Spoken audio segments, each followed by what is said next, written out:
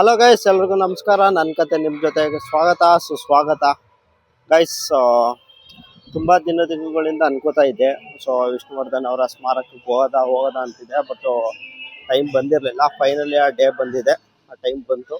So ನಾನಿವಾಗ right ನಾವು ವಿಷ್ಣುವರ್ಧನ್ ಅವ್ರ ಸ್ಮಾರಕದಲ್ಲಿ ಇದ್ದೀನಿ. ಸೊ ತುಂಬ ಖುಷಿ ಆಯಿತು ನೋಡಿ, ಚೆನ್ನಾಗಿದೆ. ಬಟ್ ಜನ ಜಾಸ್ತಿ ಯಾರೂ ಇಲ್ಲ. ನೀವು ಬಂದು ಆರಾಮಾಗಿ ನೋಡ್ಕೊಂಡು ಹೋಗ್ಬೋದು. ಇವಾಗ ಸಂಡೇ. ಮತ್ತು ಅವರು ಪ್ರತಿಯೊಂದು ಯಾವ್ಯಾವ ಸಿನಿಮಾದಲ್ಲಿ ಆ್ಯಕ್ಟ್ ಮಾಡಿದ್ರು, ಯಾರ ಜೊತೆ ಆ್ಯಕ್ಟ್ ಮಾಡಿದ್ರು, ಅವರೆಲ್ಲರನ್ನೂ ಈ ವಿಡಿಯೋದಲ್ಲಿ ಮೀನ್ಸ್ ಇಲ್ಲಿ ಸ್ಮಾರಕದಲ್ಲಿ ಹಾಕಿದ್ದಾರೆ. ಮತ್ತು ನೀವು ನೋಡ್ಬೋದು ಅವರ ಖಡ್ಗ ಇಲ್ಲಿದೆ ನೋಡಿ, ಅವ್ರ ಖಡ್ಗ ಇದೆ. ಸೊ ಸ್ಪೆಷಾಲಿಟಿ ಏನಂದರೆ ಈ ಖಡ್ಗದ್ದು ತೋರಿಸ್ತಾ ಹೋಗ್ತೀನಿ ಬನ್ನಿ. ದೊಡ್ಡ ಖಡ್ಗ ಆ್ಯಕ್ಚುಲಿ. ನೀವು ಈ ಖಡ್ಗದಿಂದ ನೋಡಿದ್ರೆ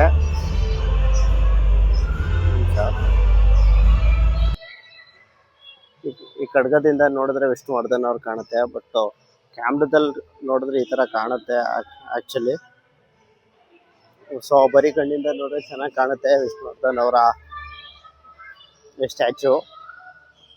ಗೈಸ್, ವಿಷ್ಣುವರ್ಧನ್ ಅವರು ಎಂಥ ಲೆಜೆಂಡ್ ಅಂತ ನಿಮಗೆ ಗೊತ್ತು. ಸೊ ನಮಗೂ ಗೊತ್ತು. ಸೊ ಅವರು ಎಲ್ಲೂ ಹೋಗಿಲ್ಲ, ನಮ್ಮ ಮನಸ್ಸುಗಳಲ್ಲೇ ಇದ್ದಾರೆ, ಅವ್ರ ಅಭಿಮಾನಿಗಳು ಮನಸ್ಸುಗಳಲ್ಲೇ ಇದ್ದಾರೆ ಅಂತ ತುಂಬ ಖುಷಿ ಆಯಿತು ಈ ಥರ ಮಾಡಿದ್ದಕ್ಕೆ. ನೋಡ್ತಾ ಇರ್ಬೋದು ಹೆಂಗಿದೆ ಅಂತ.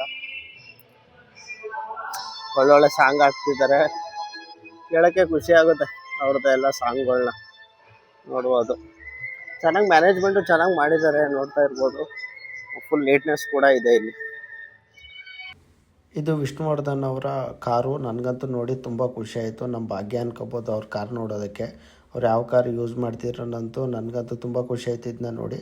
ನೀವು ನೋಡಿದರೆ ಕಮೆಂಟ್ ಮಾಡಿ ಗೈಸ್. ನಿಮ್ಗೇನಾದರೂ ನೋಡಿದರೆ, ಯಾರೆಲ್ಲ ನೋಡಿರ್ತಾರೆ ಅವ್ರು ಕಮೆಂಟ್ ಮೂಲಕ ತಿಳಿಸಿ. ನಾನು ಬಂದಿದ್ದಂತೂ ಖುಷಿ ಆಯಿತು.